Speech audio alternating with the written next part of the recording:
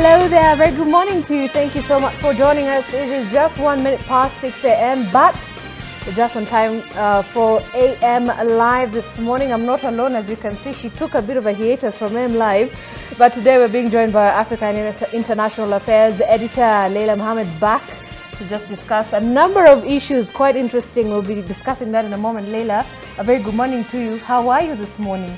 I'm good. Two things come to mind this morning. The Queen of Rock and Roll has passed the end of an era. Tina Turner dies at 83 years old.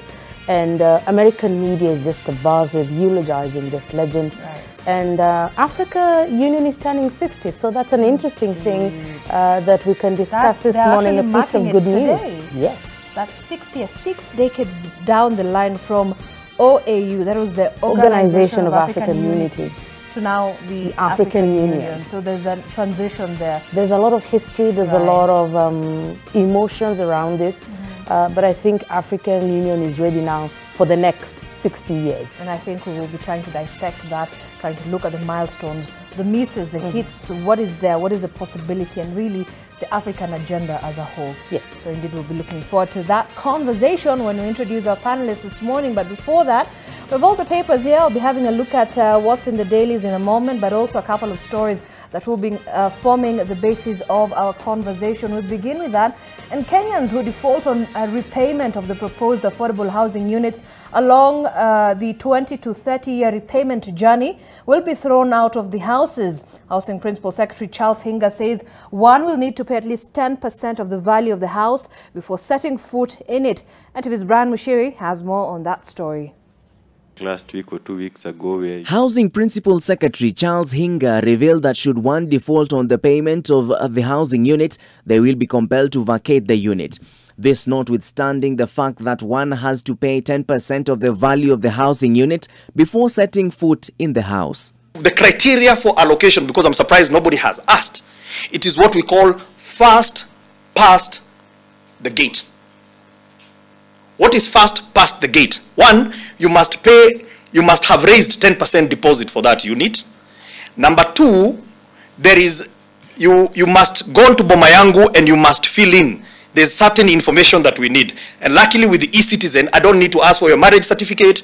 I don't need to ask for your birth certificate, because all those things we now are going to integrate with them. So you just register and then you start saving. *823#. That is the beginning of that journey. Prospective homeowners will also be slapped with more costs upon purchase of the house. PS Hinga indicating that the houses will be subjected to a service charge. You will pay service charge. Let me tell you, service charge is important because that is your house. You see, the conversation is owners versus renting. That house, you need to take care of it. The government also says that those who opt to exit the fund after the set 7 years will only receive their contributions, while employers' contributions on the employee's account at the fund will be held for a further 7 years. If you want to get it out, you will get out your portion. The employer portion stays in, because the employer portion is the one that protects the capital of the fund. State House spokesperson Hussein Mohammed reiterating the government's commitment on the housing project. According to the United Nations, over half of the world's population live in cities. And that is data that you can go and check. By 2050, an estimated 7 out of 10 people will live in urban areas. In the President's view, therefore, we cannot keep burying our heads in the sand. All indications of the future is urban, and therefore bold decisions and bold actions need to be taken. And of course, great achievements are always the product of bold decisions and bold actions. The government says individuals who intend to own a piece of the pie will only be compelled to own a unit each, with the PS washing his hands off any other engagements past the initial purchase of the house. Brian Mushiri, NTV, Nairobi. An opposition coalition, Azimio la Umoja One Kenya, has given President William Ruto's government a 6-day ultimatum to heed to their non-negotiable demands and resume the bipartisan talks, failure to which its leaders will declare the collapse of the talks and announce their next course of action. The leaders have accused the government of intimidation. NTV's political affairs reporter Vincent Odwor tells us more.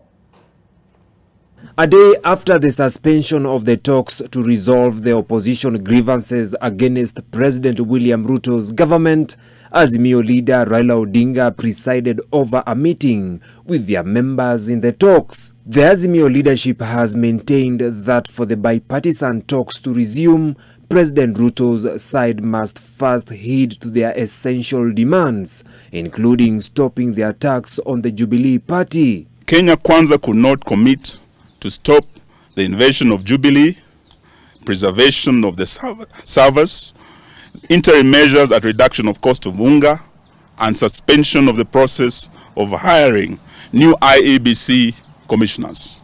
The registrar of political parties, Mrs. Anne Deritu, must leave office in view of clear manifestations that she has been co-opted into partisan and illegal schemes by Kenya Kwanza to cripple instead of protecting political parties. The dialogue route is now facing the risk of collapsing, threatening to have the opposition go back to countrywide protests that they had suspended. The Kenya Kwanza side is essentially several teams in one. The members are answering to different bosses and are not moving in the same direction. They are getting different instructions. If at the end of the 7 days we will not be able to resume the talks will be considered to have collapsed. Azimio now wants all the rebel legislators in its camp to relinquish their seats and go for by-elections. The Azimio leadership is expected to meet on Tuesday next week to make a major announcement that will give the next course of action with regards to their demands. Vincent Odwor, NTV, Nairobi. And over 10 years of devolution and a tough war between the counties and the national government over the health function persists. The county chiefs are crying foul of a perennial cash crunch in the counties, saying it is a deliberate effort by the state to claw back the gains made in the implementation of the health function, which is currently facing a myriad of challenges. The standoff comes at a time where counties are owed about 94 billion shillings by the national government, even as President William Ruto affirmed his commitment to defend devolution, contrary to his previous talks by the unionists allegedly seeking a reversal. Helen Aura with more. 10 years of devolution and a goal to achieve universal health coverage is facing headwinds despite being a major milestone in the 2010 Constitution. So dire is the situation that the health unions are contemplating a reversal of the function assigned to devolved units as stipulated in Schedule 4 of the Constitution back to the national government if the talks with President William Ruto during an engagement in February on the subject is to be considered. As to our functional public health care, we need to have a centralized body, just like the TSC, just like the police, whereby there's a budget for health care that goes to health functions, and that ensures that there is actual employment of healthcare workers, that there's actual drugs in those facilities. The facilities that have been erected or built in the counties run. That can't happen in this aspect of devolution. On their part, they claim Kenyans have been shortchanged, opening up a loophole for embezzlement of funds through healthcare projects. According to the 2023-2024 budgetary allocation, Treasury has allocated 380 billion shillings, up from 350 billion in the previous financial year. This is out of a total of 3.641 trillion shillings. That notwithstanding, the 380 billion divided among the 47 counties as equitable share in the current financial year for all the devolved functions. According to the 2021 Abuja Declaration, 15% of the health budget should go to healthcare and another 15% should go to health operations, meaning counties ought to receive 30% of the healthcare budget for healthcare and operations. The following areas have been heavily affected by the said interference of the Ministry of Health in the execution of devolved health functions. 1. Primary healthcare delivery. 2. Engagement of community health promoters. 3. Attempted establishment of primary care networks. 4. Creation of institutions and authorities within the sector that carry out devolved functions. Additionally, the Council of Governors calls upon the Ministry of Health to desist from clawing back the health function and stop invading the roles of county governments. Inasmuch as counties are beating their chests saying they can keep up with deliverables, the reality is that 85% of the health budget still remains with the national government, with the national government functions solely being health policy and management of national referral hospitals. This leaves counties grappling with funds as 60% of the allocated budget goes to payment of salaries and 40% goes to operations. When it can't work for 10 years, we have to get a model that will make it work. And I keep on saying this, and it's a reality. This is why the governors, their deputies, the senators, the MPs, and all these elected state officers, both in the national and county government, they don't visit public hospitals, despite the fact that they run them. Why? Because they know that it cannot help them. It cannot help their families.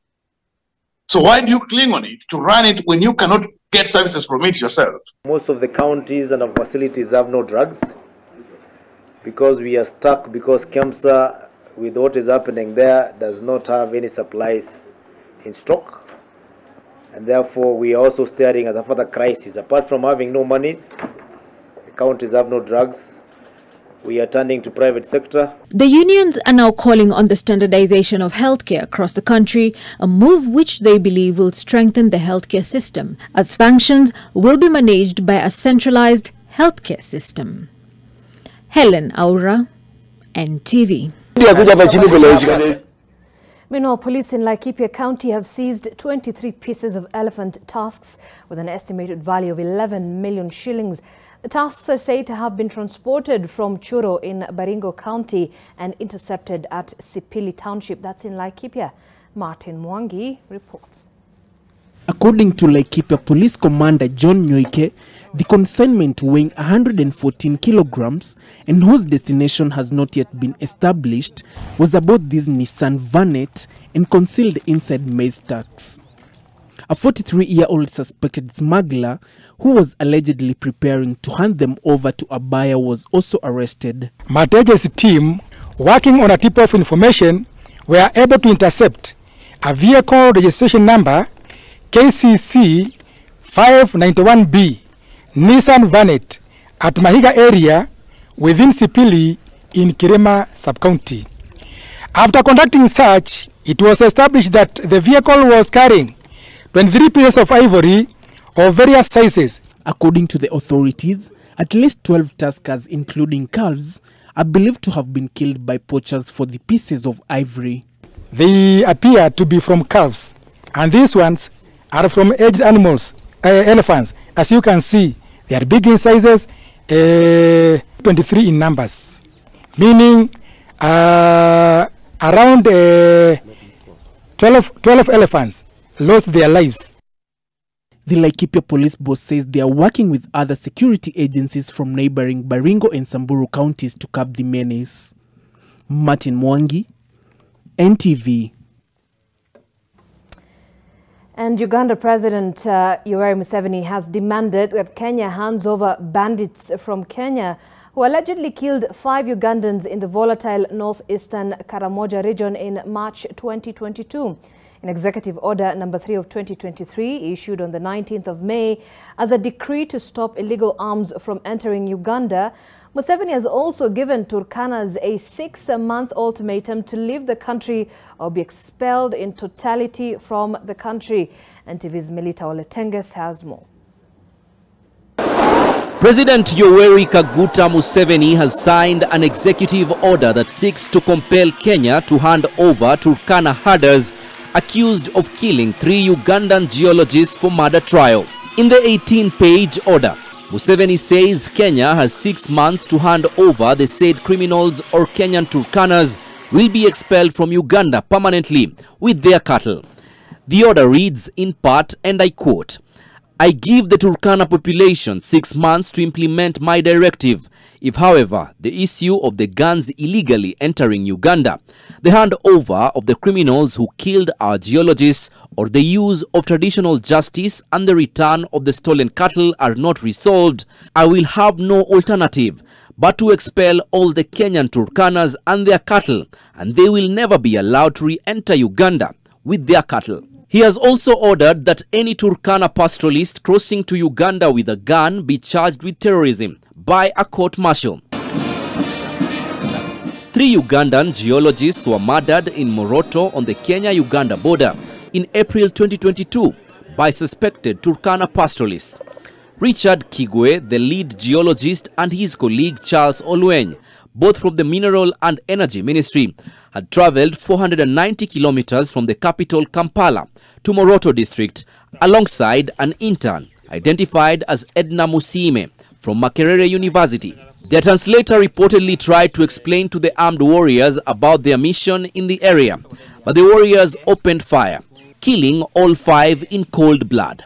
The translator escaped with an injury to the stomach.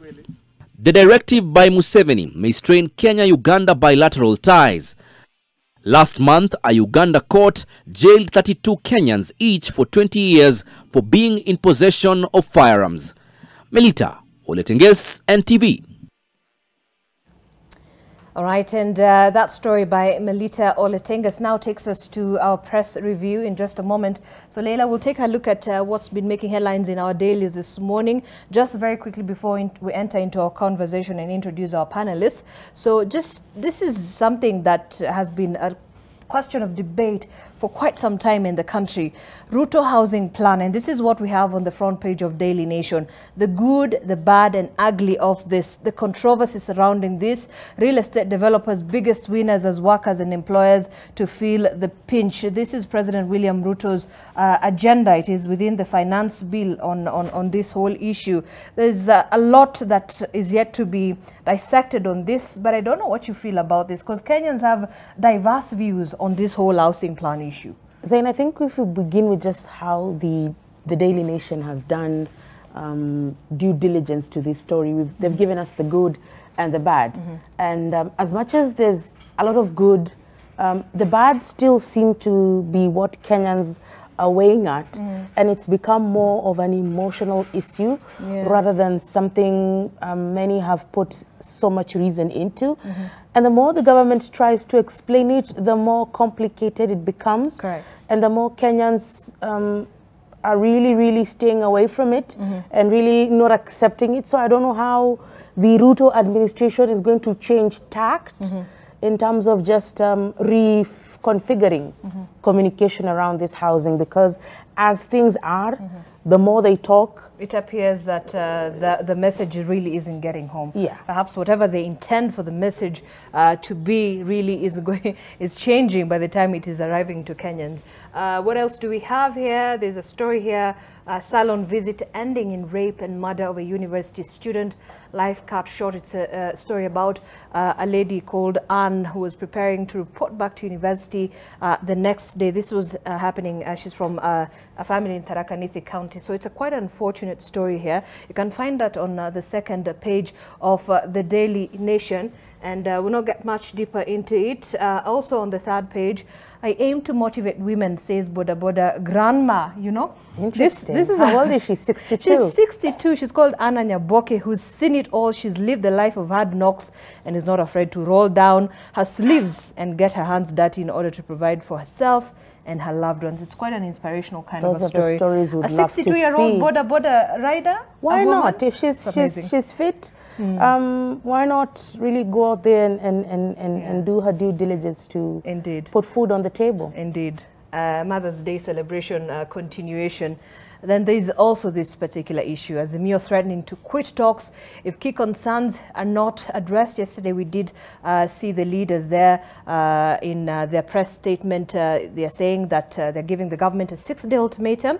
That's to President William Ruto and the Kenya Kwanza Alliance to address their concerns that they had raised by the bipartisan talks team, including, by the way, the cessation of interference with the Jubilee Party, or they will deem the talks to have collapsed and resort to other actions. So this is another development that is quite interesting in the political circles. And you've just listened to Vincent Tudor's story, and it seems like the more things try to change, the more they stay the same. So possibly it's time for both sides of the political divide maybe to just sit down and try and hash things out, if that can be possible. Because it seems now but there's still a lot of issues in contention, especially now that you're bringing the issue of Jubilee Party and, you know, the Azimio team saying that there is, you know, that involvement by the Kenya Kwanza team to try and dismantle the Jubilee Party.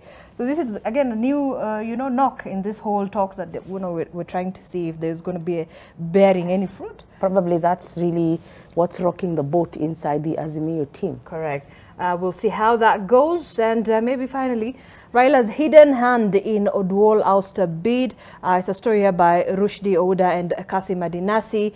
It's a story about a plan which was set in motion on Friday last week at a meeting between Orengo and Raila. Phone calls from ODM party honchos and an array of secret meetings in Nairobi ahead of a county assembly special sitting to have sealed Siaya Deputy Governor William Oduol's fate, leading to his planned ouster. Is that what happened? This whole report here actually tries and capture that.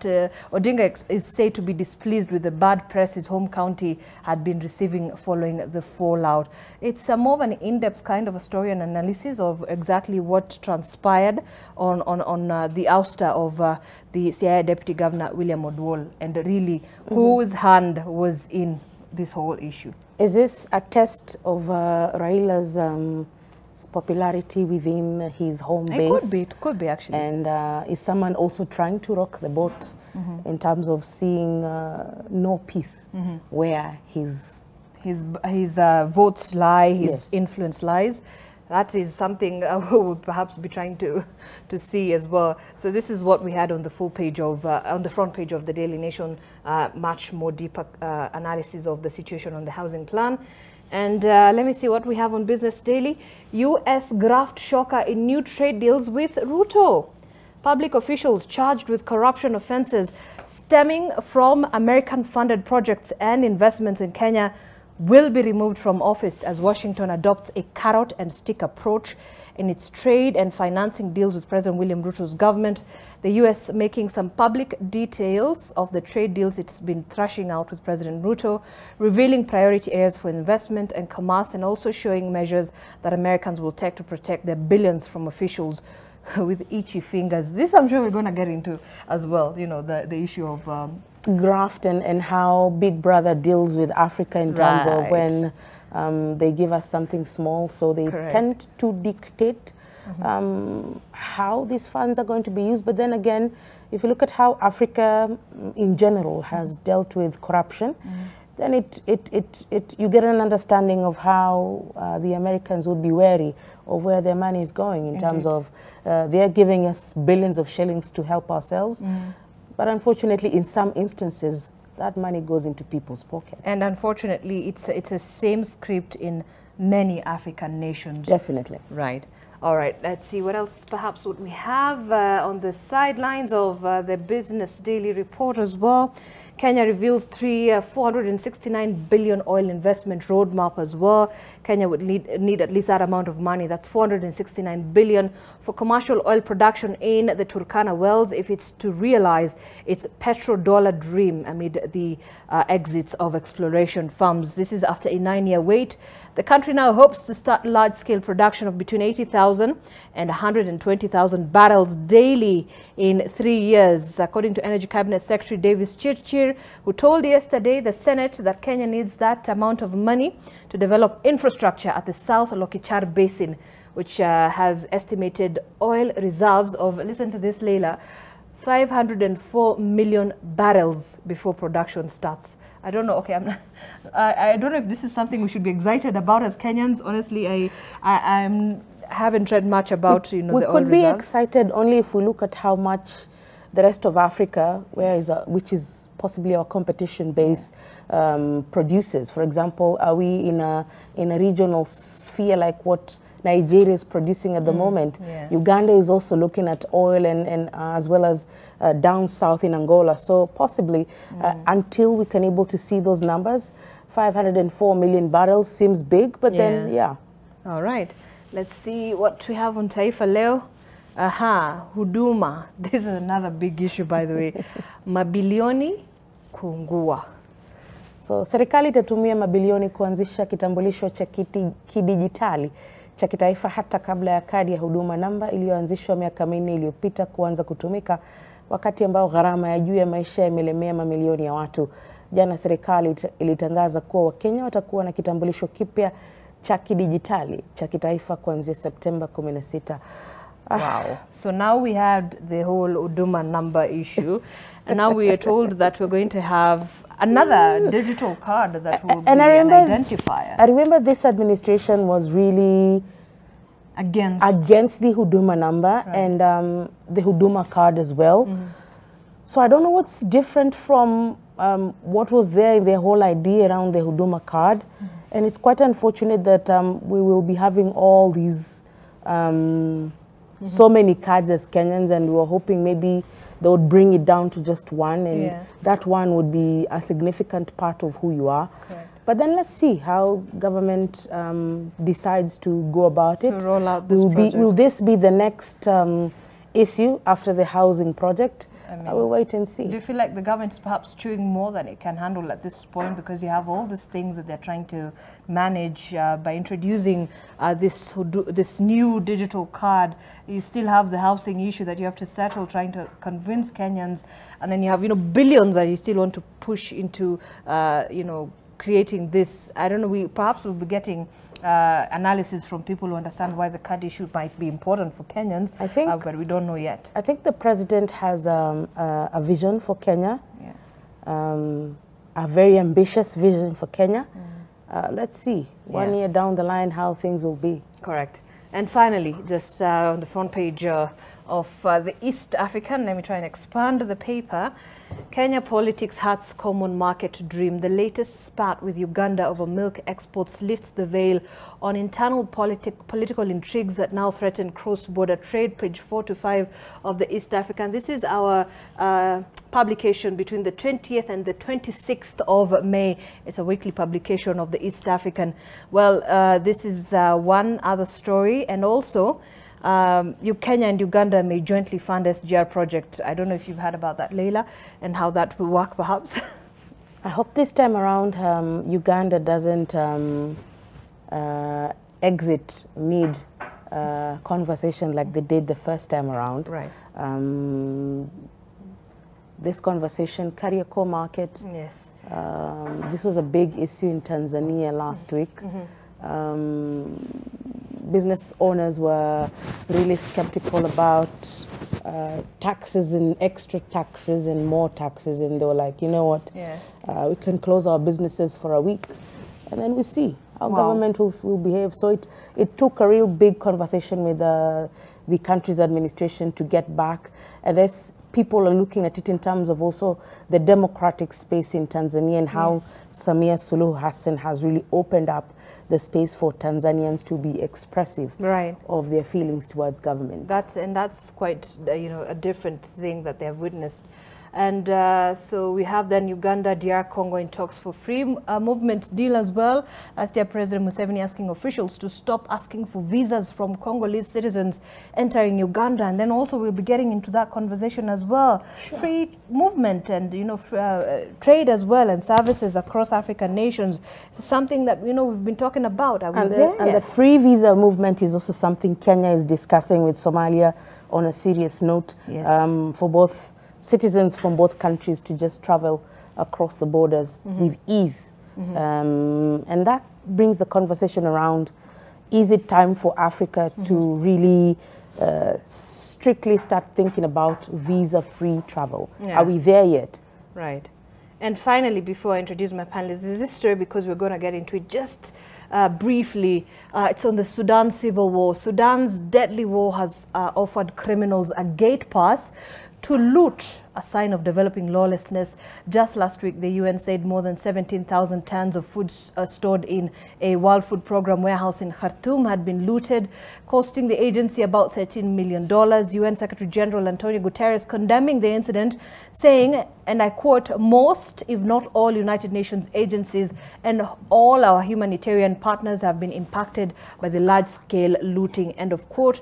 However, since the war began in April 15th, the biggest threat has always been on the country's lucrative mineral resources, Leila. So this is where we are on the issue of the Sudan civil war. We'll get into that, and I know you will have a lot on that because you've been following up on that. But just to introduce our panelists this morning, I'm not alone in studio. We do have two very great guests. Allow me to introduce them. Dr. Abdi Wahab Sheikh Abdi Samad, who's the chair of the Institute of Horn of Africa Strategic Studies. He's a Pan-Africanist and a researcher as well. Very good morning.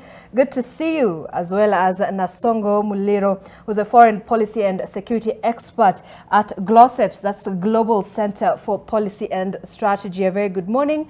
Good to see you. And also joining us via Zoom, we do have Professor Macharia Munene, historian, international relations expert, columnist, author. Prof, if you can hear us, a very good morning and thank you for joining us as well.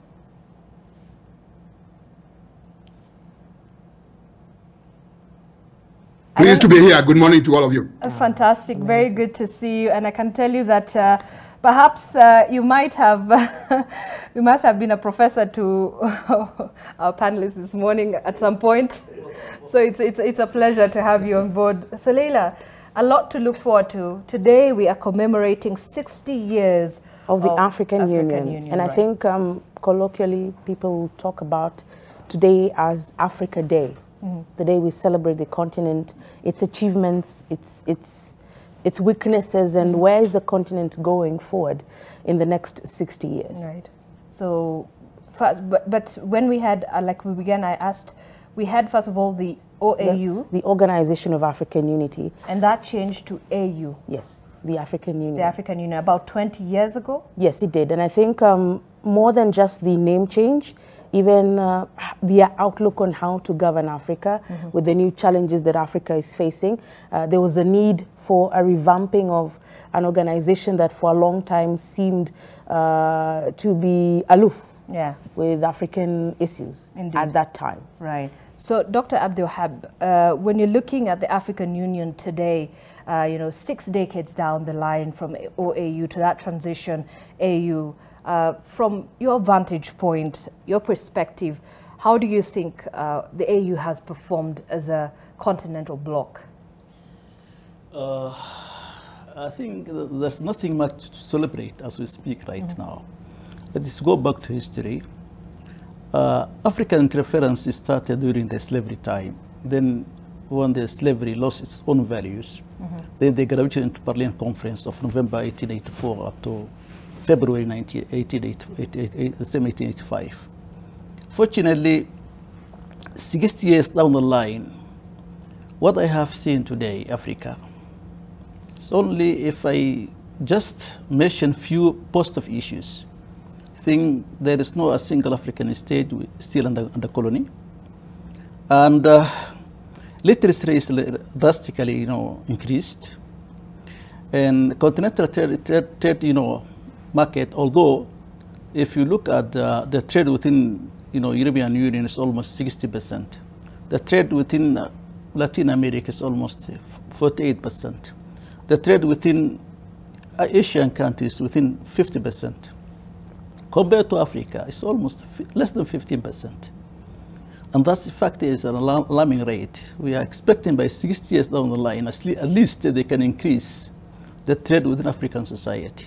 Still is a long way to go, but unfortunately, Africa has gone through 3 stages. Stage 1, slavery.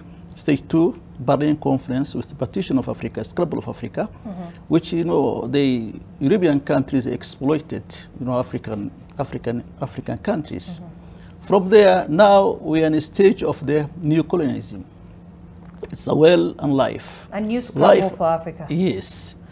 So in addition to that, what we have seen right now in Africa, unless the Africans, they come together, discuss the issue of trade, discuss how are they going to increase trade among themselves. Africa is still, free. Africa is not free as we speak right now. Africa is still, there's a lot of interference coming from the European Union. Africa became now a battleground for another scramble for Africa. China is there, Turkey is there. Russia. Russia is there also. They are interested in African affairs. In addition to that, European Union also, they are really they're interfering African society through the military, through the diplomatic, through the institutions, and through what they call NGO. And just you mentioned few. That's what I'm saying. Although we have done we made some progress, and it still is a long way to go. Yeah. Mulero, just jumping off of what Abdul Wahab has spoken about, is it that Africa is incapable financially to trade with herself? Or is it that the Western and Eastern influence on Africa financially does not allow us to trade? Kenya cannot buy oranges from Tanzania. We are going to China, for example, for fish. Why? Thank you very much. Just before I get to your question directly, I'd like also to pick from where my brother, when you look at the AU, always there are 2 sides of the debate. The Afro-pessimists, then the Afro-optimists. So we look at that and we say, for me, I would say that somehow I'm an Afro-optimist. In the sense that if we look at where we've come from, there have been some steps, that now we are actually talking about economic acceleration. I think the theme is about economic acceleration of the African Continental Free Trade Area. From the history of the OAU, where we were looking at, trying to fulfill the goals of Pan-Africanism, which were basically political, looking at the dignity of the African people, looking at the liberation of the African people, and looking at the unity. And that's why solidarity, and that's why always you'll find that there is a word, unity or union on the African issues. And therefore, you observed, Abdul, very well that there was need, as you said, that for us to transition from the political emphasis to now changing thoroughly the lives of the people. And how do you do that? Then you have to shift and focus on the economic aspects. And therefore we say that up to this level, we expected to have achieved more since 1963. 60 years is a lifespan biblically and even in any form, that the rest is a bonus. So we look at that and we say, at this time, as you have observed, we should not be talking about intra-Africa trade. It should have been blossomed. We are thinking about now how to compete with the world out. But your observation is correct that it is at this time that Doc is talking. We are now startled to start thinking about why should we should think of trading among ourselves. But even as we do that, you have observed well that there are certain obstacles to intra-Africa trade, and it still makes us, like personally, I grapple with that and wonder. You can still not believe that at one time for you to go to Nigeria, you had to go to Europe. Before yes, getting to that Lagos. If you are going to a French-speaking country, then you go to Paris first, then you go there. That even as recent as a few years ago, many of the Francophone countries were beholden to the Central Bank of France. That you put there your reserves and then you take as a loan with the interest, and it's yours. So again, up to now, there are certain aspects. There's on one side, the mental shift that people have talked about, you know, emancipating yourself from mental slavery. The shift that something foreign is always superior. And that's why you see that we may have our oranges in Machakos here, but when you see it on the shelf that it is labeled from maybe Spain, then you'll find that it's superior. It's sweeter than... Yes, just thinking that my suit is from Italy and one that is made from EPZ here at River, then mental. But then the second one is the barriers that we are saying. And the AU is struggling with that. I think they are moving. There's some steps. That's why I'm very optimistic that some of the barriers are issues of borders as barriers and not as bridges. The AU has been talking about borders as bridges and not barriers. But we still see the reverse in the sense that we still have, I think now it's only around 26% of African countries have managed to agree with the protocol on free movement to remove visas. But we still have those visa restrictions among ourselves. We still have those strict attachment to our borders, you know. We don't have that aspect of like the Schengen, and even if the EAC is trying, but you still find there are difficulties for you to move your goods from here to another country. And it's even more, maybe easier for you to sell your goods in Europe. So you'll find that that gives in the loophole that you're looking at. Why should we still be proud that our largest trading partner is either the US or UK and not Tanzania or Uganda?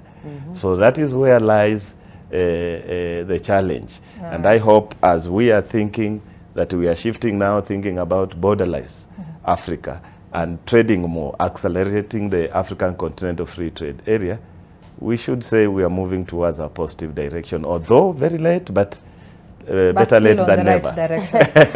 Zain, before you continue, I'm thinking of talking to Professor Macharia Munene. When the OAU was being brought in on the 25th of May, 1963, there was this whole idea around Pan-Africanism, as you speak, Muliro.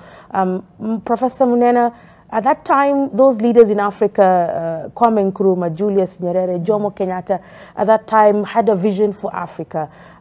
Where at what point do you think we lost that vision and everyone started becoming their own singular individual rather than one solid block? Good question.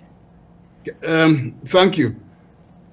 At the time of independence and the creation of the Organization of African Unity, yes, there was a sense of unity, of liberation. It was a political moment because colonialism, in essence, was a racial system. And because it was a racial system that put the Africans at the bottom of everything, there was that unity to get out of that racial conditioning politically.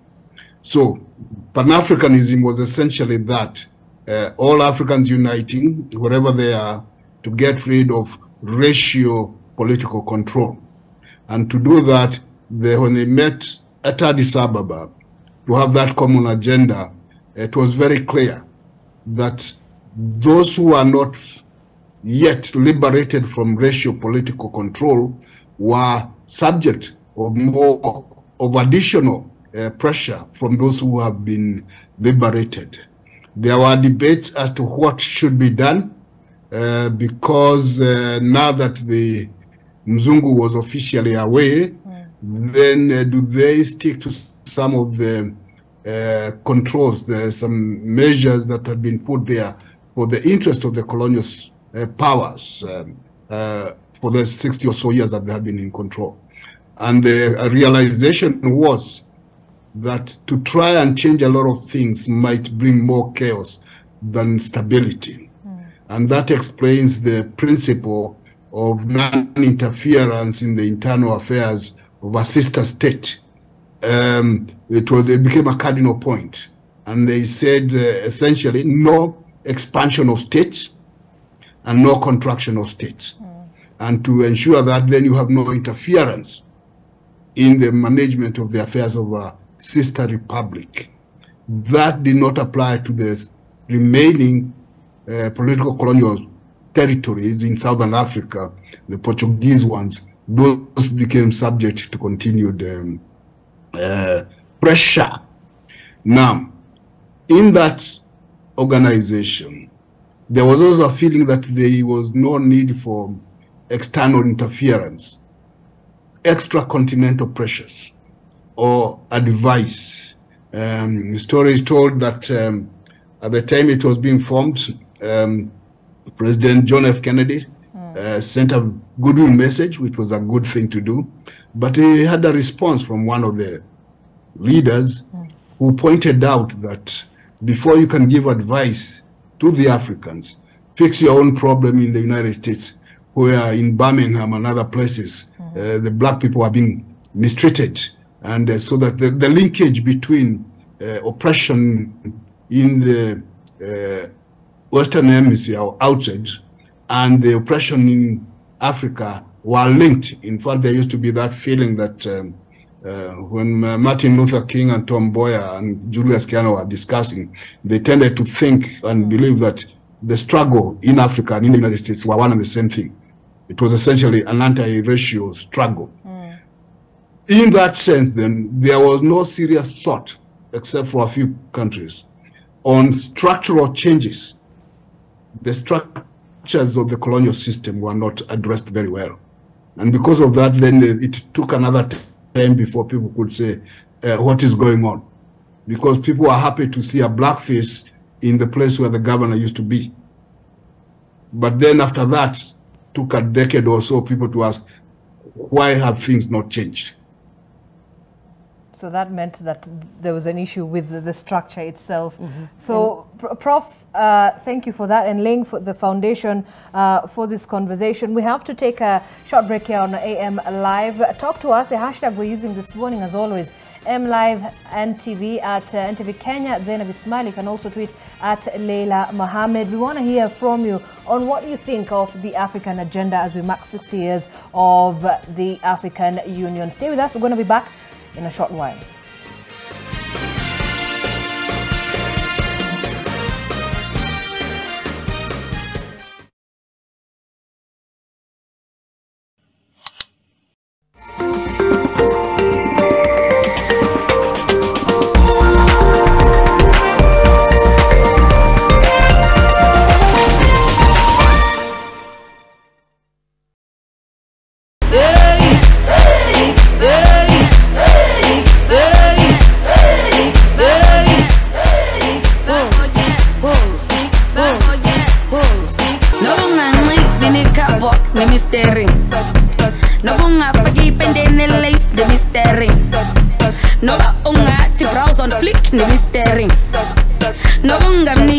Next week, the mystery. Only on the Trend, 10 p.m.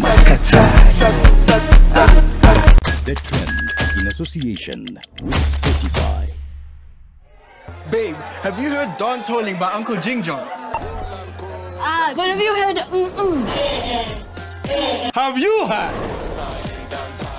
Have you heard? Spotify has over 100 million songs. Are you an artist or content creator?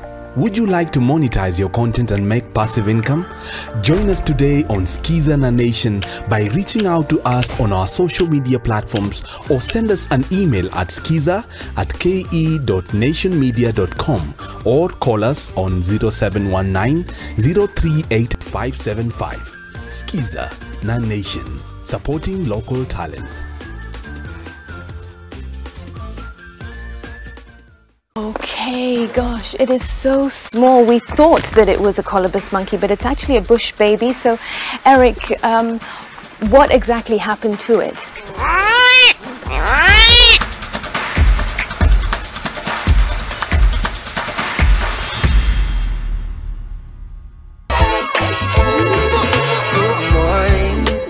This is Mo Spice. I need to know. Wagwan. Tune in this Saturday from 7 up until 10 p.m. live on your radio 96.3 Nation FM, where good music lives. Walk your country, walk. Hashtag Jam Down KE for the best of reggae music. I'm Manze alafu tukitoka hapo hivyo tunaingia kwenye screens mtu wangu. Na this same round sitakuwa alone. Kama utapaki party later. Empress Sativa tutakuwa na guest hapo ndani ya studio, tutakuwa napiga ma interviews 1 2 3. Alafu tukitoka hapo tunasababisha na miondoko na nani? Poor DJ Mother Rappers kama kawaida, rapping the big bad most spice mazeta wapa mziki all the way from Kingston, Jamaica to 254 Nairobi City maze kama kawa pale kwenye decks. Chiki miondoko tunaenda kuenda au sio? #JamDownKE. Tune in. Them think a infantile ram and the typical machine known as a dead.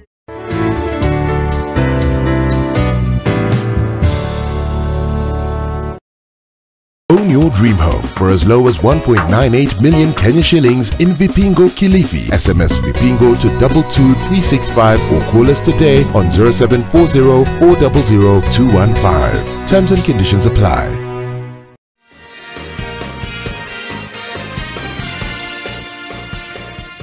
All right, and welcome back. Thank you for staying with us on AM Live this morning as we canvass around the issue of the African agenda. In studio, I'm with Dr. Abdul Wahab Sheikh Abdul Samad, who's the chair of the Institute of Horn of Africa Strategic Studies. We also do have Bwana Nasongo Muliro, who's a foreign policy and security expert at GLOSEPS, that's a Global Center for Policy and Strategy. Also joining us via Zoom is Professor Macharia Munene, historian, international relations expert, columnist, also author, and of course with me as well to canvas around this matter is Leila Mohammed, our African and International Affairs editor here at the Nation Media Group. Thank you, Leila, for for backing me up on these matters because they're quite pertinent. But there's something that I want to still focus on. We did mention that on the issue of the global superpowers that have a lot of interest right now, Dr. Abdul Wahab, on the African continent. The new scramble for Africa. This competition by these global superpowers. You've seen the European Union, we've seen the United States, you're seeing Russia, even India, try and create some sort of relationship, whether it's trade relationship, diplomatic relationship with African states. But then when you're looking at that, how much geopolitical bargaining power does that give Africa? And Zainab, let me go back to history again. In 1963-64, when our forefathers established a form Organization of African Unity, the aim was to rebuild Africa and to remove the artificial boundaries between the African states. Then the continent must have one voice and one continent. That was the notion, the entire notion of African unity. Fortunately, Western leaders of the Nigeria, Cote d'Ivoire, and Liberia undermined the concept. That's why still the concept they're struggling, at least to full-fledged, to have a one continent, a one voice. And there is also the issue he mentioned, Dr. Muliro, just a short while ago, the issue of the Francophone states. Francophone states is almost 16 to 14. When they gain independence from France, they have to sign an agreement, a pact with France. If they want to be part of the Francophone states, and if they want to independent state from Francophone, only Guinea-Bissau and Mali refused to join them. What France has done, they dismantled even the infrastructure of what they call Guinea-Bissau and also Mali. They removed even the sewage system. They literally have looted the whole country. As Muliro stated, 85%, those who joined the pact, the agreement, 85% of their own reserve, they have to deposit into France. And they cannot even access their own money into the France central bank. How are they going to do the trade among themselves? Africa, they formed the blocks. East African bloc, ECOWAS, Southern, SADC, all the blocks. The aim was to have a trade among themselves and to reduce the tension. Africa now is they are struggling at least with the peace and security, poverty, disease. You mention it, climate change, a lot of things. Now, Africa is not still free. I'm not optimistic like my colleague here. So you're an You should be. pessimistic. Like you see the glass as half full. Let me. I'm very pessimistic, by the way. The issue is now there's a new scramble for Africa. China, they're interested in Africa. European Union, they are interfering in internal affairs of Africa, so that Africa they cannot move forward. India, you see Africa India summit, you see Africa Japan summit, you see Africa US summit, you see Africa European, right? You see even the Turkey Africa summit, and you see also Russia Africa summit. Why can't we have our own? Why can't we form our unity as a one continent, one vote? Africa is a 1.27 billion people, which means Africa is a rich country compared to Europe, compared to Asia, compared to any other continent. Africa, they have a youngest population in the world. Why can't we come together and make a trade between us? But it's no the what they call the IMF and World Bank and those guys, they are still controlling our economy. Are we still free 60 years down the line? We are not free. Really, we are not free. There is also a lot of civil war within the African states. Now there's a new notion, whether it's going to accept me, lecturer, Professor Monene, the issue of what you call the proxy wars. What is going on today in Sudan? Let me give you an example. It's a proxy war. Now, some of the Western world, together with Arab Gulf states, they form the private security private security forces, so they can easily manipulate the African societies. Very good example in Sudan. The rapid response forces of the Hamiti, Mohammed Dagalo, it's almost 150,000 forces. And they are funded quite They are mercenaries. Some of them, members of the forces, they came from neighboring states like Chad, like Libya, and elsewhere. What they're doing dirty work. They are destroying literally Sudan with the help and assistance of some Arab countries. What's going on in Somalia today? The same issues. So, in addition to that, there is a lot of military camps within Africa. If we don't follow them and take the instruction from them, then we'll face the music. Simple as that. What is going on in DRC Congo? As we speak right now, 186 mining companies are mining. They have their own forces. They are going to have a problem between the African societies. What is going on in Somalia? The same issues, the same script. There is you see what they call American proxy forces. You see what the proxy forces. You see what they call a lot of people are training training the private forces, so that Africa we cannot move forward, and that's the reality. That's we are in right now. So that's what I'm saying. Still, we are not free. Back to you, Muliro. Muliro, let me just pick this conversation with you based on what Abdi Wahab has spoken about. And let me take you to West Africa. West Africa has seen a considerable amount of turmoil. The military appetite for power in that part of Africa is immense. With the number of coups that we've been seeing in that part of Africa, many outside that region are saying their former colonial partners are heavily invested in the current scenarios that we are seeing there. And when I hear Wahab's talking about how funding, the ability to put in forces within Africa and just turn around and go ahead and play around with that, how bad of a situation is that, and can Africa really wake up from that slumber? Yeah, very good observations. I think at this time we are almost like going round the cycle. And I think why you are seeing and noting that there is this new scramble for Africa, and it is coming in almost like three-pronged perspective. I think I can, just borrowing from my prof there, I saw an article where he was talking about the West conceptual and, you know, 3 layers. The West, that's the US, then China, BRIC, and then the third force. And all these are now focused on the battleground is in Africa.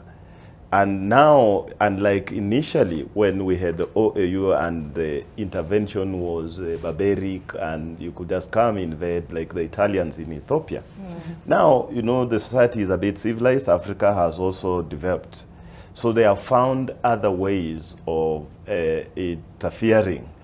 And one of them is what he has observed. I think is a new area that Africa should observe that strongly.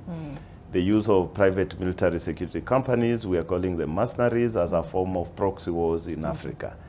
So you bring them in and they are, you know, some of them behind those coups that you are talking about. If the regime does not favor you, then instead of coming bombing, then you can, there will be a crisis, then you bring in your mercenaries and then there's change of government. They have just evolved the level of interference to a completely different level. Yes, a very different level, including now economic aspects, you know, sanctions and all those ones there. But we are seeing this in the form that it also tells you again, Abdulwahab, Doc, that on the side of Afro-optimists, that we are seeing that there is a new, what they call Africa rising or Africa matters in international relations. Africa is now an actor in international relations. And when you see all these forces training their eyes on Africa, is because the new leap into a new world in terms of even climate change, new energy, green energy, in terms of technology, Africa again stands in. So we are looking at the US talking of semiconductors and the rest and rushing to Tanzania about lithium and production of batteries. Africa again, luckily, we are there. So, Doc, I'll come to you and say that somehow I'll be with you in the sense that are we really seeing these opportunities and using them, or we are still again in that era of everybody for himself and therefore divide and rule is easier and therefore my sister there is so sad that will we actually come out of this heavy? I think when we look at going back to the AU, the theme of the year, accelerating the African Continental Free Trade Area, that we're moving towards how can we, one of the core aspects of African Continental Free Trade Area is that we noted that the global powers have a penchant for, you know, bilateral negotiations. That you imagine, Zainab, a picture of Togo bilaterally negotiating with the mighty US. But then the perspective of coming through the African Continental Free Trade Area is that we'll have now Africa speaking as one voice. If you want to negotiate, negotiate multilaterally with us. The same way you negotiate with the European Union. You know, the European Union behaves like it is one monolithic entity. It's a state when it comes to negotiations about their interests. But later we know that it's a conglomerate of many states. So Africa is trying to move with that direction, that instead of one state battling with the mighty powers, let's speak as one voice through the African Continental Free Trade Area. And therefore, just to, unless maybe you want to chip in? Or I can give you a moment to finish, but I just wanted to jump off of you and talk to Professor Munene on exactly what you're talking about. And I can give you a minute to finish your statement before I talk to Munene. Yes, so therefore, I'll, just to conclude that, I'll say that with the hope we have, because we are now focusing more on united front in terms of our economic agenda, because actually, if you look at the transition from the OAU to AU, there's one disturbing element that the AU noted was the economic transformation so that the people of Africa can feel beholden to their unity. If you don't affect people's lives through economic affairs, only politics, they'll not feel attached to the African Union. Maybe they'll feel more the impact of UNHCR, World Health Organization, the UN, than their own continental body. Thank you. Thank you, Muliro. Professor Munene, let me take you to a conversation that was had in South Africa last week, and President William Ruto was speaking to the Pan-African Parliament, and he was very bold when he was speaking then, and he was calling for Africa to stand up and to do better for herself and to protect her interests. And he was very critical of how Africa has handled the trouble in the Sudan, the trouble in DRC, Somalia, Western Africa. They're saying, hey, we've called out Russia versus Ukraine. Can we do better in terms of what's happening at home? And he's also calling for Africa to have a permanent seat at the very prestigious United Nations Security Council. And he's calling for not just one permanent seat, he's calling for two. What do you think? I think the president acquitted himself in South Africa when he spoke or tried to speak for Africa. And his calling for reform in the United Nations Security Council was a good thing, but it is not realistic in the sense that it is not going to happen. Are you also a glass half empty kind of guy? Afro-pessimist? No, I'm just facing the reality. It is not going to happen. You know, the reason the Security Council was created in the first place was to protect the interest of the big powers. Right. They had nothing to do with looking after the global affairs. It was to protect the interest of the big powers because the assumption was if any of the big powers was in trouble, then there'll be no peace. And the way to make sure that they are happy to be members of the Council of the UN is to give them protection. That's why they have a veto. And they are not going to allow other people to join the club of that, least of all the African peoples. So we have to be realistic about that. We also have to note that there is intensified anti-African movement in various places. We have the leader of the European Union foreign policy, Joseph Borrell, who talks about Europe as being a pristine garden which other people are going to invade, and the others are just jungle people, which means the Africans. So they're involved in stopping Africans from going to Europe, even as they think of how to come back to Africa to control things. So that is also going. We have in Britain today, where we have two people of Kenyan origins and Indian background who are running Britain theoretically, and all they are saying is how they are going to stop Africans. All those people, they say, the little boat going to Britain, and maybe when they catch them, send them to Rwanda, something like that. And at the same time, you have big floods of people coming from white countries, Europe, the Ukraine, and those are welcome. So they think what then that means is that there's something, the language used. So people coming from Europe are called refugees. People coming from outside Europe are called what? Migrants? Yes. You know, they play games with words. So things are up. But President Ruto did well to speak out of what may need to be done. But that in itself calls for mental attitudinal change. Because the problems we've been having in Africa is not so much that whether economics or politics. Actually, it's usually politics, because without politics, there is no economics. Simple as that. And that's why we have a discipline called political economy. We balance the economy and the politics. Without that, you go haywire.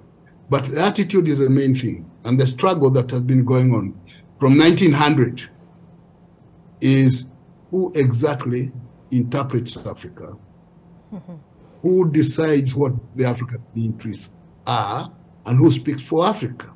And I think President Ruto was trying to call on that maybe there is need for reorganization of the mind. What we also have right now, there is geopolitical realignment that's taking place. And each of the countries trying to figure out where to fit in. The Chinese are leading in the reorganization. The Indians would like to be a major part of it.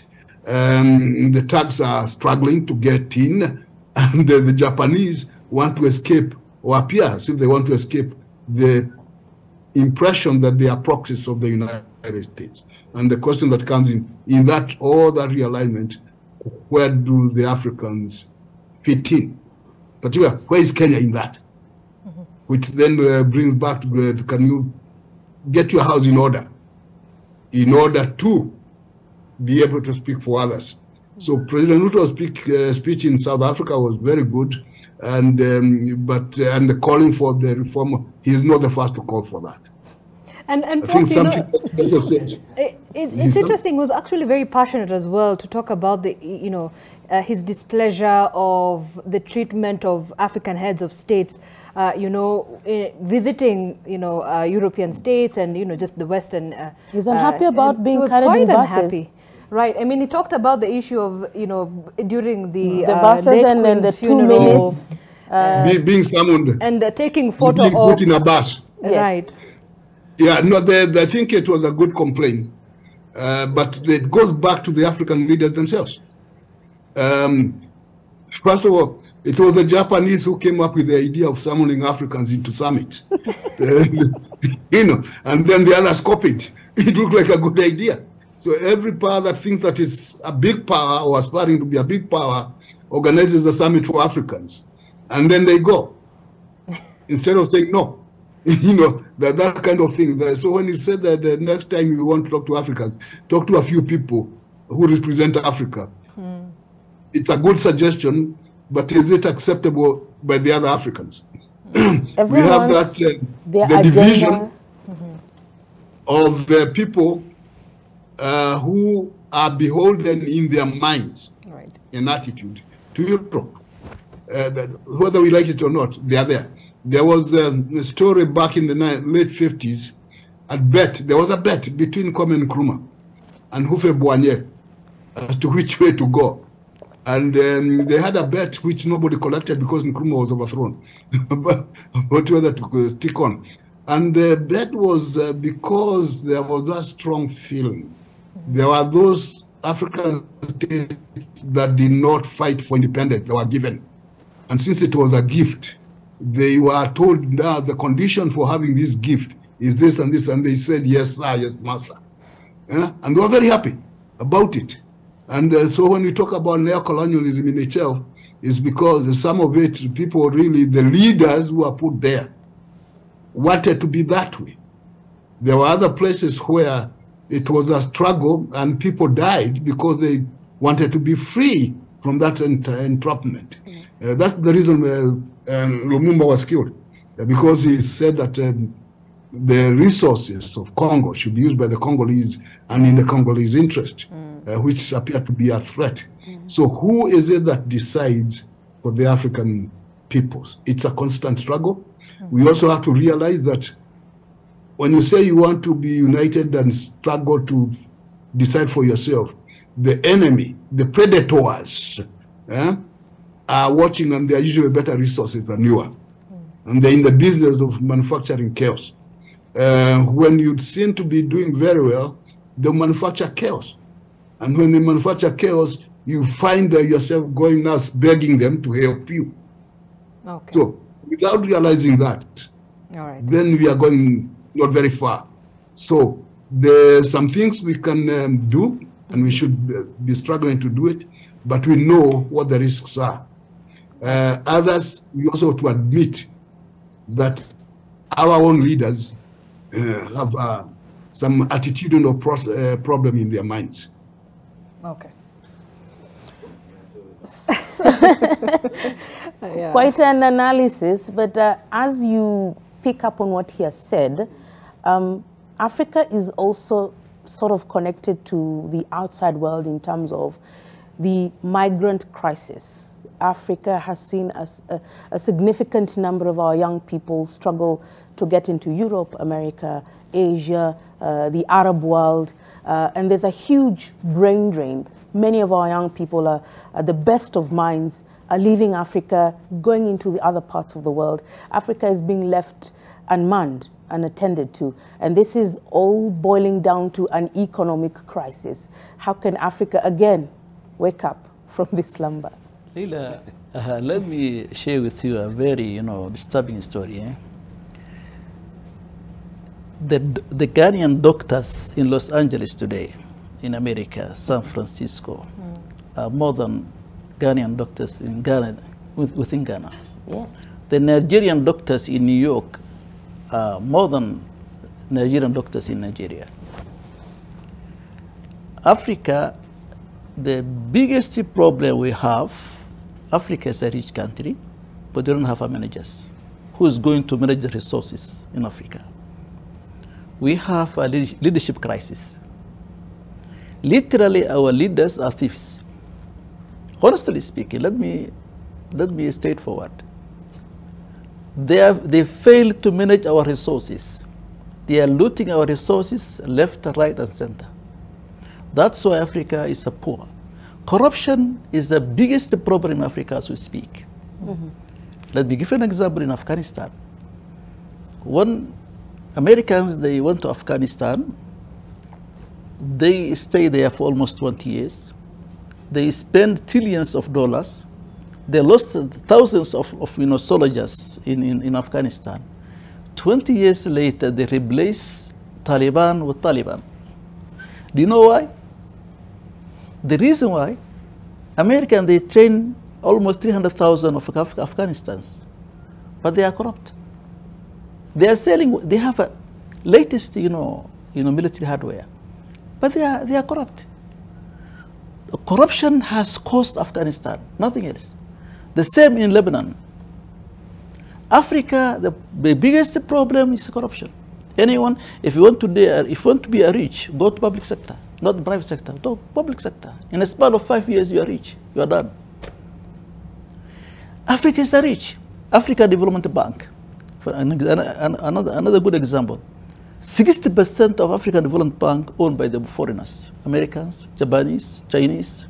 Africa is only 20% or 40%. They infiltrate even our own institutions. They are buying our own institutions.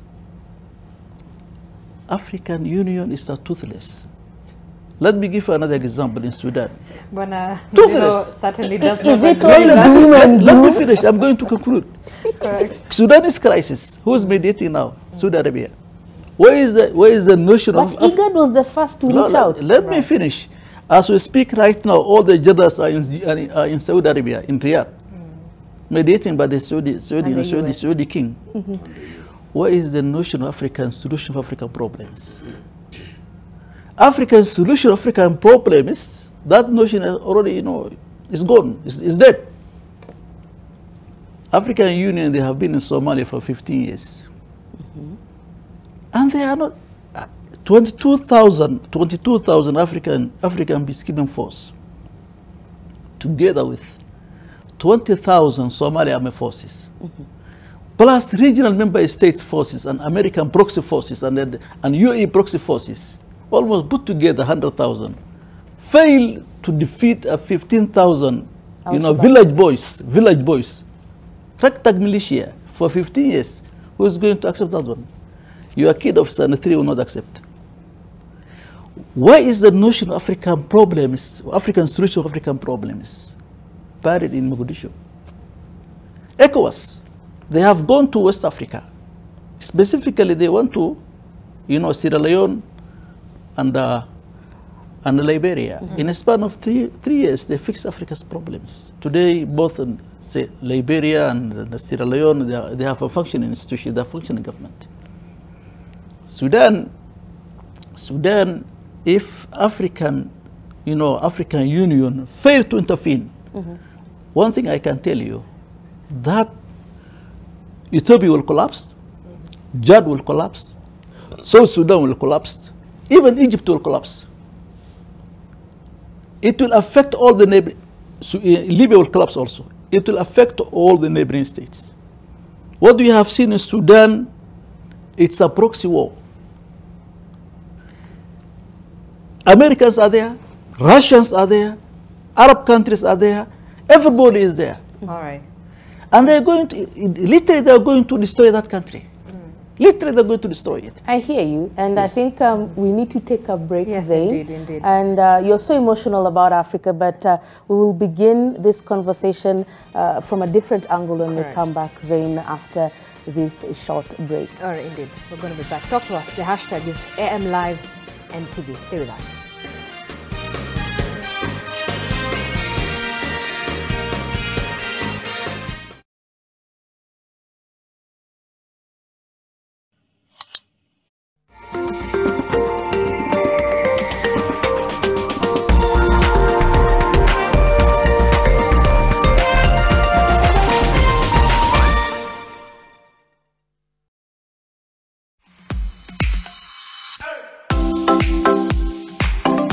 Get ready to tantalize your taste buds and embark on a culinary journey with Pishi Bomba, the ultimate cooking show that brings the flavors of the world right into your living room.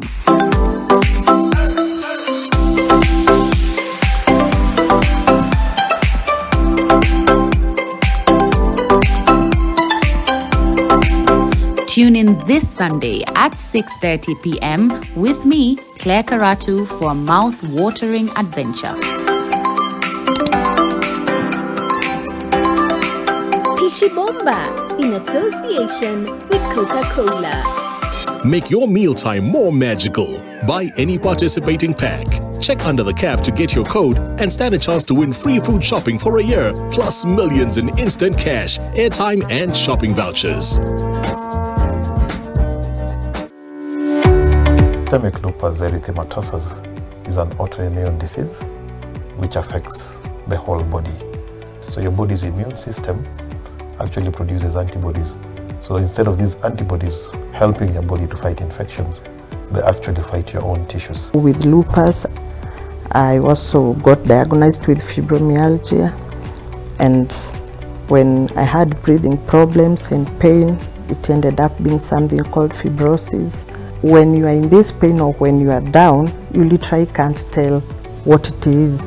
So you don't know whether it is the lupus or the fibromyalgia or the fibrosis or your neurosystem is not working. Patients with lupus basically have, most of them have a genetic defect. So it's the way you're made by Mother Nature. So your immune system is programmed in a way to recognize that this is your own tissue. But in people with lupus, that ability to recognize self is lost.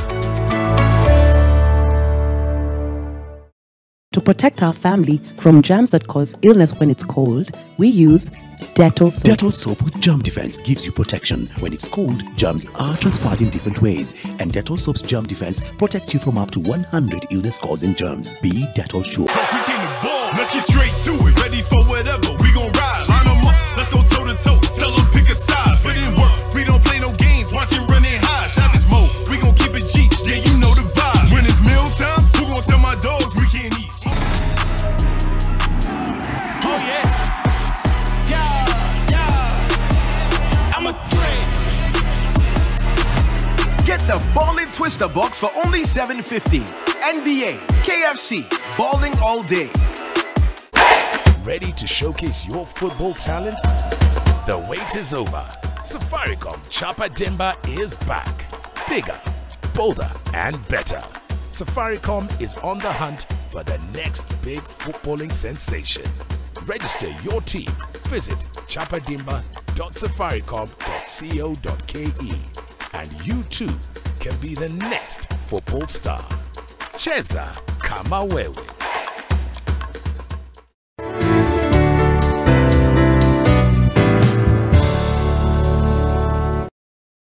Own your dream home for as low as 1.98 million Kenya shillings in Vipingo Kilifi. SMS Vipingo to 22365 or call us today on 0740 400 215. Terms and conditions apply.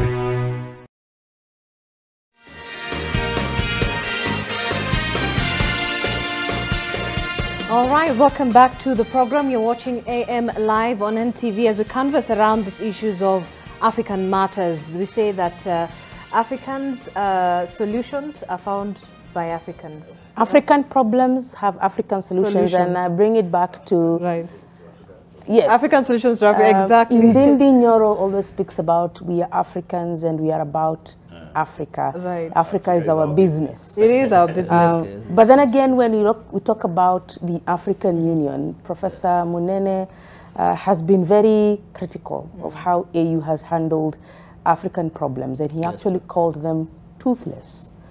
If I Dr. Abdi Wahab said. Both of you called African Union toothless. Muliro, from where you sit, do you think African Union should do better? We know in 1999 when the Organization of African Unity was breaking up, some of the concerns were we are just focusing on the political confederation aspect of things. But now AU has been told to step up, ideally, and look at other aspects of African living. Do you think it's managed that since it came into existence in 2002? Yeah, I do not know whether Prof was also Afro-pessimist, but then you're right, the OAU actually succeeded in the liberation agenda. We can say that, looking at even the Liberation Committee in Tanzania and the rest. Then the AU has come in. The question I always ask myself is that you can ask yourself, how will Africa be if the AU was not there? Just imagine that situation. And what will be the level of divide and rule? So that is the small aspect that I hold on and become optimistic. Even as we speak now, just going to what he was saying, if you look at the Sudanese case, this is not the first one.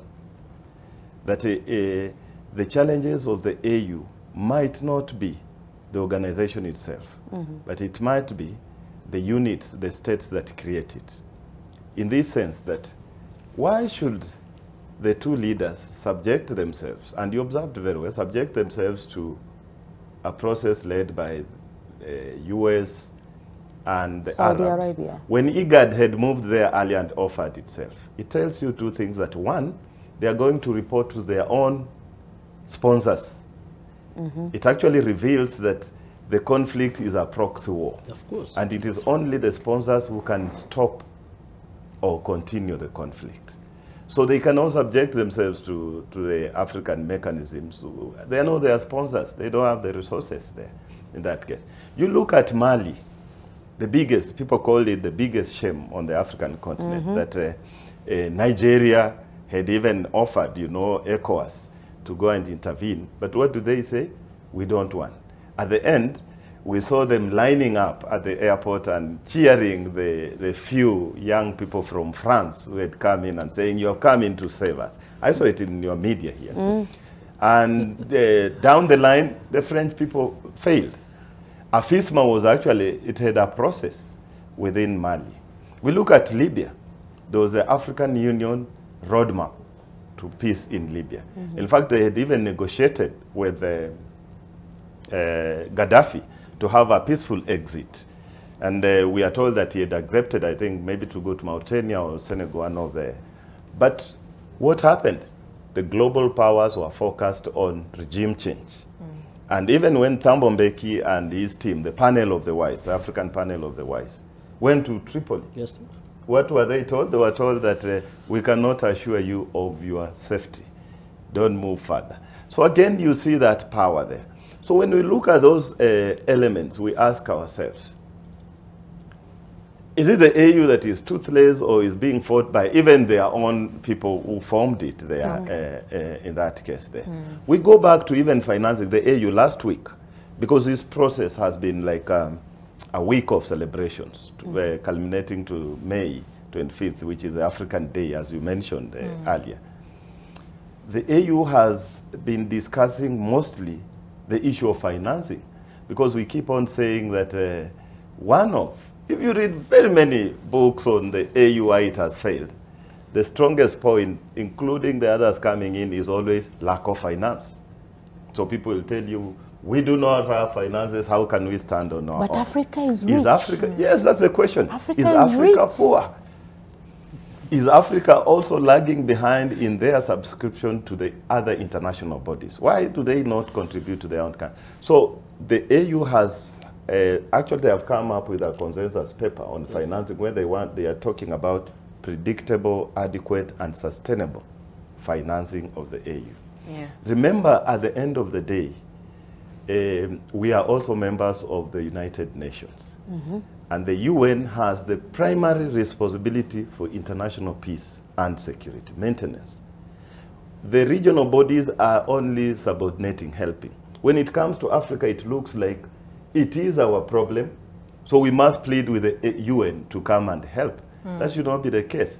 And when you look at the financing that happened in AMISOM, that's right, and even the hybrid one, UNAMID, UN, African Union in Darfur, and then African Union Mission in Somalia, is something they were calling the UN assessed contribution. The UN says it will give 75, but after Africa has committed, I think it's 25. So Africans are saying, no, you bring first because you have the primary responsibility for international peace and security. So at the end of the day, you look at this and you see that there are many debilitating or fighting aspects globally and internally also.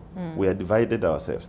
Because if you look at, if we gave the AU what it needs to have, and we became committed to the AU, we will not be talking of a toothless bulldog. In that case, as some people say. It will be an effective organ.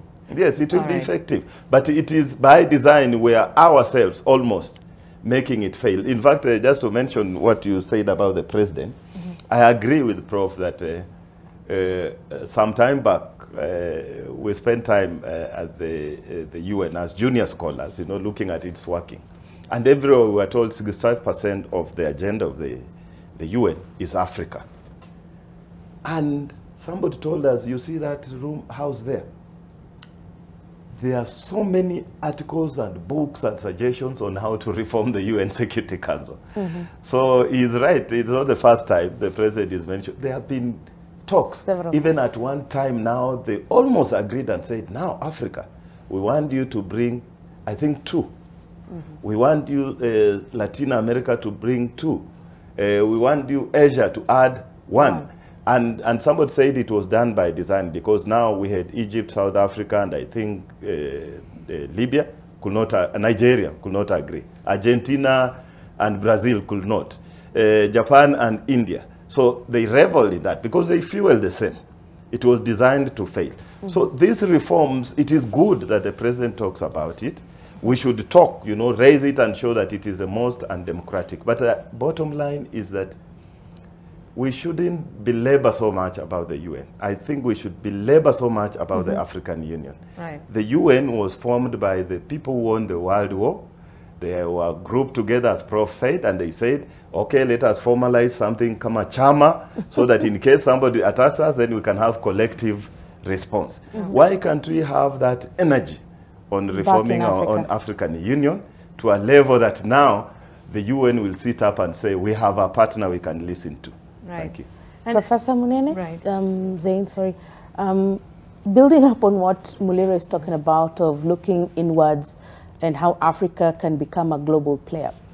Before he died, the Colonel Muammar Gaddafi had spoken about a dream of one Africa, and he was looking at one Pan-African state with one confederate leadership, and he wanted one currency, one travel document, visa-free travel, one economic bloc per se, all these things it was a dream that are making Africans not be able to trade with each other as much as we can. And he was even speaking about improving transportation within Africa so that it is easy for one to move across Nairobi to Abuja, for example. Do you think that dream is valid? And was it nipped in the bud, and can it be revived? Good dream. It was valid, it's still valid. And yes, it was perceived to be a threat to the interest of the external players. Actually, Gaddafi was responsible for the African Union, the transformation from the OAU to AU. He is the one who engineered it. And the one who was talking about the currency, the one Africa currency, and Libya had enough resources to back it up. That's part of the reason he was killed, because he appeared to be a threat to entrenched interests. So the dream was valid and still valid and should be pursued, but should be pursued from a position of knowledge and strength. Knowledge that the opposition is going to be very high. In fact, the time that they were creating AU and they went to Mozambique for the ceremony, about the same time Bill Clinton was visiting Africa and seemingly expected Mwai Kibaki to go and see him in Kampala. And Mwai Kibaki went and did something more serious, like attending the creation of the AU, because it did not make sense for him to go and shake somebody's hand in Kampala, I mean, without serious discussion of what the interest of Africa are. So the dream, the Gaddafi's dream was good, and it showed some vision, and because of that and the resources, the determination to use the resources available to him and to Libya to make it happen. So in that sense, he did a very good thing. Although he died, I think the dream is still there. There's some other people who come up and they will try to do something about it, only that the way they go about it would need to be a little more careful, knowing the threats, the dangers ahead, because there are and there will be those dangers, that if you are seen to be acting too independently, you might die. Also point out that there's something that's maybe developing, the Sudan issue. Yes, it's a proxy conflict, manufactured actually, it's a manufactured conflict. And which brings me to the issue of civil society and chaos creation and manufacturing of problems. If you notice what happened in Sudan before these generals took over, al-Bashir was essentially overthrown through street pressures. But once he was out, the people who were organizing those pressures, they did not have an idea what to do once Bashir goes out. Who is going to be in charge? What is going to happen? And because there was that confusion, you now have these former Janjaweed cooperators now as generals. They're taking over and quarreling as to who is bigger than the other. And as they are doing that, they have their masters prompting them behind the scenes. So the question comes up is, once we engage in some of these mass destabilization efforts, sometimes funded from outside, what are likely to be the consequences of that? Because the consequences, if they are not properly thought out, then you have more chaos than you had before. And that's what's one of the things that's going on in Sudan. The issue of manufactured crisis, which happens all the time, and then is part of that phenomenon of postmodern colonialism, where the actual puppet promoter and person involved hide behind something, and then you are told these institutions, or is that, when the actual person doing it is comfortable. It's the colonialists, only that you don't see that colonialists anymore. And it's not the same thing as it used to be in the days of neo-colonialism, where it tended to be a deal between leaders in the the new states and leaders in the master states. And but they came to a point by the 1980s where the leaders were not needed anymore. So you can use other organs like IMF, World Bank, the media, the giant medias, various societies that were funded to destabilize the place and then have it the way you want. These are things that the Africans need to consider as the new realities. And the new reality is that the world is changing. And as it's changing, each side is looking after its own interest, the niche. And the African countries, as we have right now, we have a problem that we cannot even fund our own. Even the EAC, East African Community, is a problem. We can't fund it because not all members pay their dues. Not to forget about the AU or the IGAD. Our own EAC, our own countries, we don't fund our own budget properly because we have to keep on factoring in donor support for budget, which in itself is a drawback. So there's a lot of this thinking that needs to be done. But it will require common sense. It will also require political leadership. We cannot escape that. And that brings up the question is, what kind of leaders do we put in place in order to interest? All right. And Dr. Abdiwahab, when we're still talking about the conflict in Sudan, that particular war, we've had our regional blocs trying to sort of create a stable situation there. The other day, Leila, we did have, you know, IGAD trying to push for an intervention, but really nothing has come out of it. So in that, with that in mind, do you think we as a regional, regional blocs within Africa have the agility to respond to these emerging security concerns now, in particular the Sudan issue? And before I answer your question, in Africa, in order Africa to move forward, I think I'm suggesting we have to make a nuclear bomb. That's the only language they can understand the superpowers. That's the only language they can understand the Western world. If you have a nuclear bomb or nuclear weapons, I think we will go into right to place in the world stage. Coming back to your question, IGAD, they tried to solve Sudanese crisis. But first and foremost, you must understand the dynamics of the conflict. Who are the actors? When, al-Bashir came to power in 1989 as a coup, what he has done for the last 30 years in Sudan, the members of the armed forces, almost 90% are Muslim Brotherhood. When they realized, even if they remove the power from al-Bashir, General al-Bashir himself, still the ideology of the Muslim Brotherhood is alive and well. If they today conduct an election in Sudan, definitely the Islamists will win the free and fair election. Then the Western world, they realized replacing with Muslim Brotherhood with another brotherhood is not the solution to them. That's why they are going to interfere in Sudan's internal affairs. That's why they brought to Hamdan from the World Bank, at least to manage the Sudanese until they are going to dismantle the Muslim Brotherhood.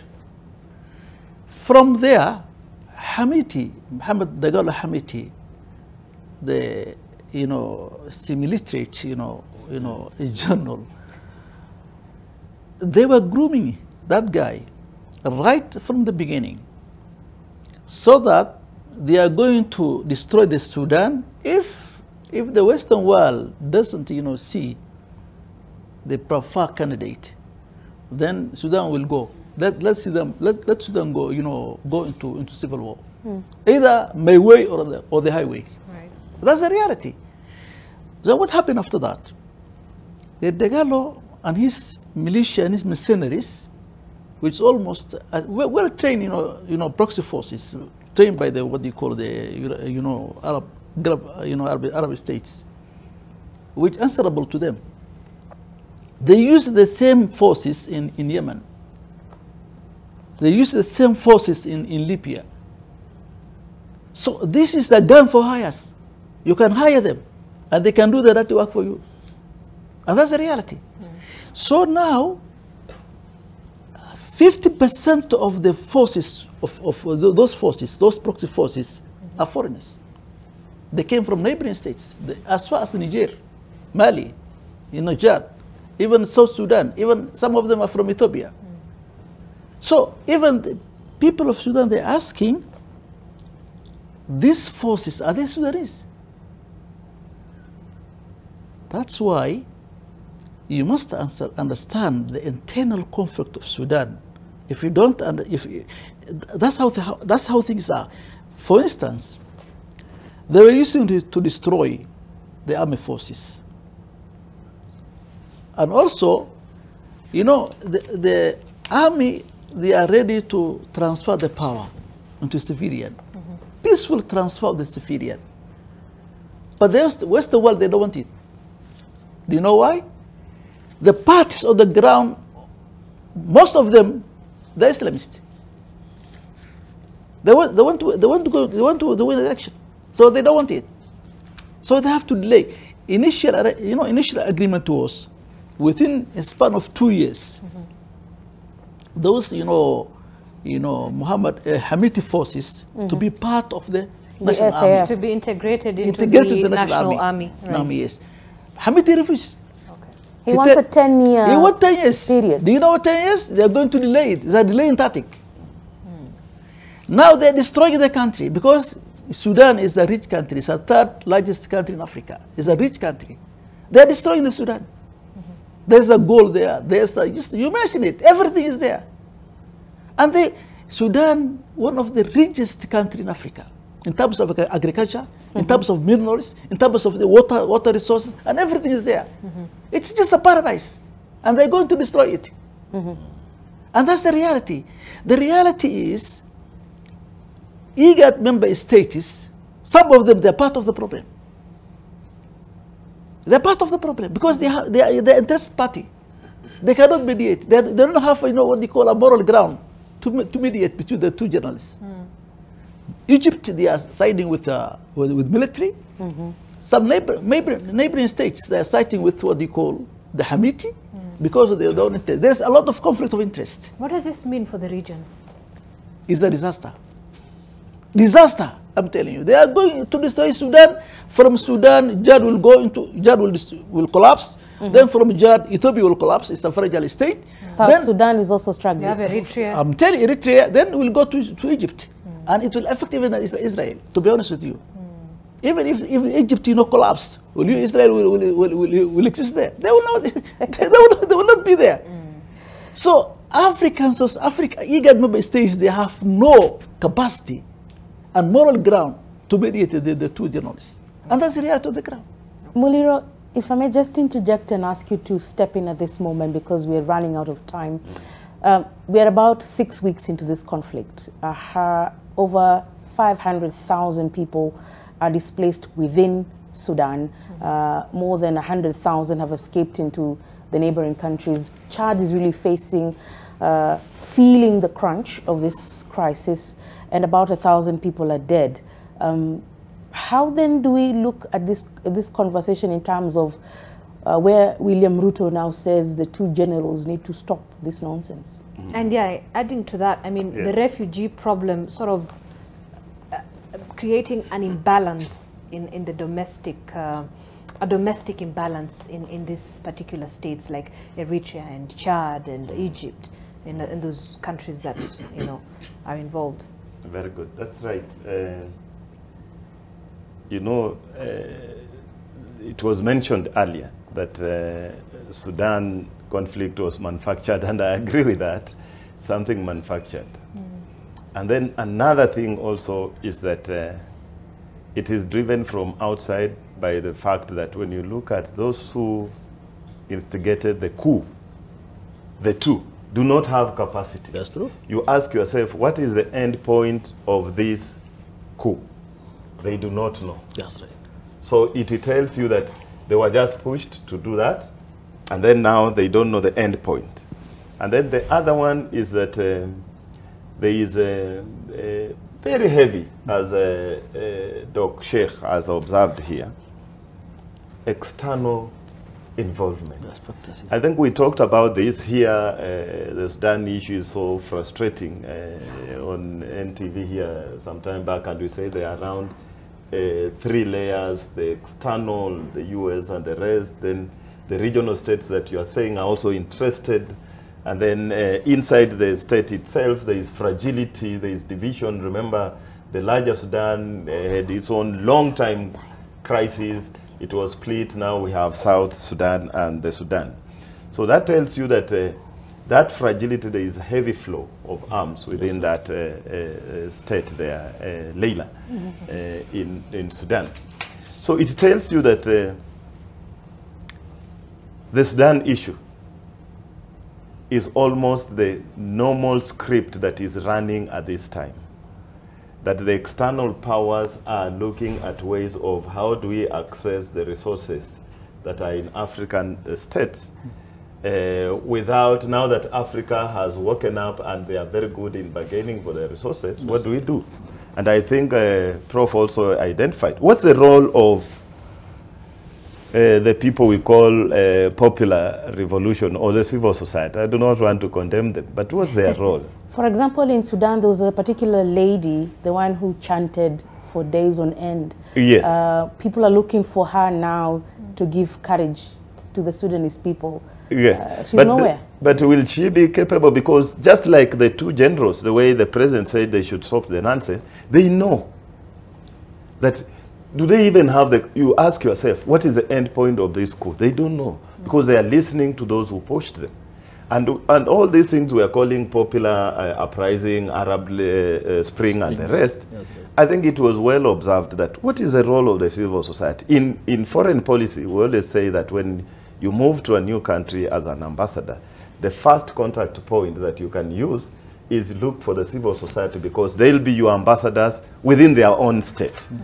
So we look at that and we say, we mentioned this sometimes then, that there were so many coincidences that, you know, Russia wants to put a naval base on the Red Sea, and then US ambassador warns them of the consequences, then they go ahead and verify that, and then there is an explosion. So it's not a coincidence, it's something that we know it's externally driven. And therefore, the people who know and who have the key to the end of the crisis, in the nonsense, actually, it is a nonsense. Because, you know, Sudan is a cradle of civility in Africa. When we look at Sudan and Egypt, we say this is the origin of our identity. So it has been a solid place. So you bring all that, Abdul, you have observed all those religious, all those resource interests, all those strategic interests to influence the region, and then you destroy the anchor of the Horn of Africa and Africa. In that case. So it is these two people, they should go beyond their interests. You look at one, you know, it's very easy. They always pick on the weakest, gullible person to use as a proxy. Whether it was in DRC, you look at Mobutu Seko and Patrice Lumumba, compare them, they pick on this one to remove the other one. So Hemedi is not educated. I don't think he even wishes to be the leader. He's just bidding for somebody else, the two of them. And that is why we have that challenge of, you know, somebody saying they should stop the nonsense is true, and that's why they do not want to listen to the African peace process. They want to go to their masters outside there. The masters were outside, right? Yes. And because we're almost running out of time, we're just about less than 2 minutes. Prof, let me give you the opportunity, a final word on this Sudan, you know, war. What way forward? I mean, when we're talking about the region, there is going to be an impact if this goes full scale. Then what happens? You know, your final remarks on this, Prof. And possibly looking at the history of the Sudan, ever since 1956, we've seen several generals have an appetite for power. And this is not the first time we are seeing a military coup. Will history continue to repeat itself, or it is time for us to change the course of history? Well, it may be time to rethink the position of Africa, the position of each of our countries. There will be nothing wrong if William Ruto was to offer some tea session to both generals in Nairobi. So that, after all, what are they doing in Saudi Arabia? They're having some tea and some other things as they discuss the issues. So there is need to be a little more assertive in making proposals. But those should not be done in the public, whereby then somebody feels as if he's cornered. It's the issue of diplomacy is very important. and credibility, the person offering the answers or the solution. And if that person has no credibility, then there is very little that that person can do. Let me also point out that the so-called African problems turn out not to be real African because they are manufactured and for a particular purpose, which is anti-African in itself.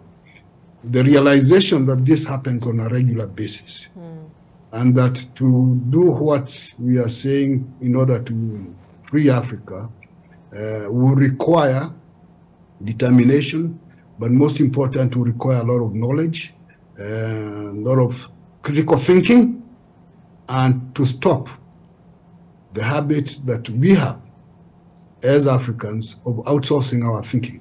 Because when you let somebody else do the thinking for you on what your interests are, then you're in trouble. So that's one of the first things that we need to do, is to agree, and it's going to be very difficult, that the decision as to what African interests are and the thinking should be made by the Africans without the assistance of our development partners, as they are called, whether they are in China, America, Europe.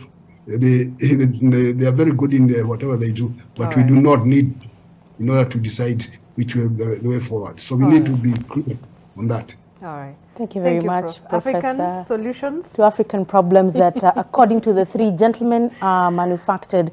So today the conversation around Africa at 60 continues. The Daily Nation world page is dedicating a bit of coverage to Africa, and we are asking ourselves, has AU pledges not been met 60 years later? Later this evening, Olive Barrows will be hosting another eminent persons of diplomacy, and we'll still be talking about Africa 60 years on, and that conversation will be on front and center. And as much as we'd love to continue talking about my favorite subject, time is out of is not on our side today, so it's been a pleasure co-hosting with Zainab Ismail. Thank you for joining us. There's always the next time to talk about Africa. Indeed. Nasongo Muliro, foreign policy and security expert from GLOSEPS, that's a Global Center for Policy and Strategy. Dr. Abdul Wahab Sheikh Abdul Samad, the chairperson of the Institute of the Horn of Africa Strategic Studies, a Pan-Africanist, he says, a researcher as well, and Professor Macharia Munene, who is joining us via Zoom, historian, international relations expert, columnist and researcher as well. Thank you so much, gentlemen, for making the time this morning to have this very pertinent conversation. We will continue to keep tabs on the situation in Africa and, of course, the states in Africa, and we'll continue having that conversation. My name is Zainab Ismail, and Leila Mohammed, our African and International Affairs editor, was with me this morning. And Leila, you're most welcome every single Thursday to have this conversation. Have yourself a good morning. Winnie Lubembe is coming up shortly with Your World. Good day.